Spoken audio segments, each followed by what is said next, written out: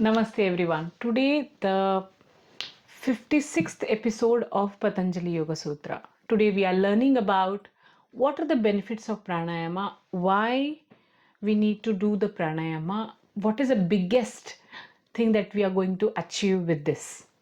He explained in 52nd and 53rd shloka of second chapter about the benefits of the pranayama. He says, Tataha kshiyate prakashavaranam and dharanasu cha yogyata manasaha. What do you mean by tatakshiyate prakashavaranam? So we have a very specific mechanism in our body. That is, we have around 72,000 nadis in our body.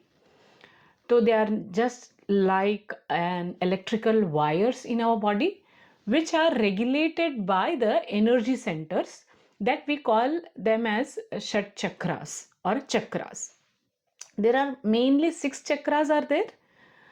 We call them as psychic centers also. There are many mini chakras are also there in our body. So these centers are like covered, they are covered by our sensual experiences and so many negative things. But when we do a pranayama regularly, that helps us to remove this mask, this cover from all the psychic centers, so that the prakasha means the light inside will be much more clear, visible for us.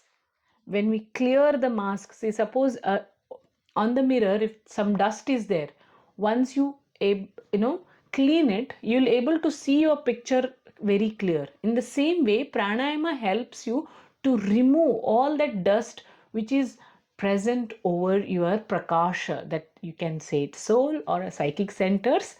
Once you clear it, then you can able to see it. Once these psychic centers are cleared, it helps you to raise your kundalini shakti to the higher center, and that will helps in a samadhi avastha also. And next second is, when we do pranayama, it helps us to go into the next step, that is dharana. Dharanasu cha yogyata manasaha. It develops a capacity for concentration in the mind. One becomes qualified for concentrating in the mind in the state of dharana. This we will going to achieve with the pranayama. Suppose if you do a continuous conscious breathing, like 40 times, if you do breathing inhalation and exhalation in a loop without a gap, like just do it for 40 times along with me or after this video, and observe at the end. So your thought will disappear. Okay, so that gives a glimpse key how much powerful is this pranayama work. Okay, hope you got the essence of pranayama.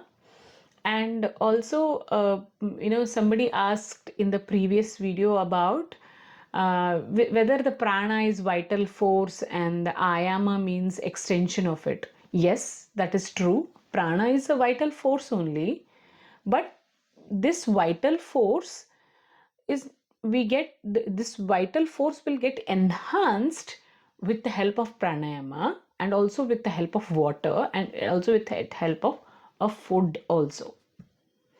And ayama means it is a retention of the breath or for a longer time, like after inhalation or after exhalation.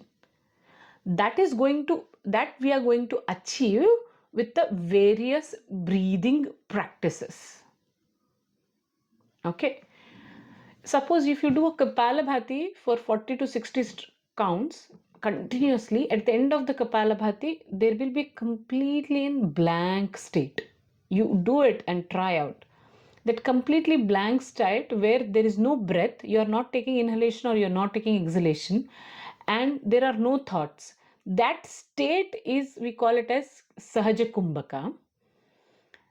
That itself gives you an idea like how the pranayama helps for the, how the Kapalabhati helps for the pranayama. That means extension of the retention of the breath.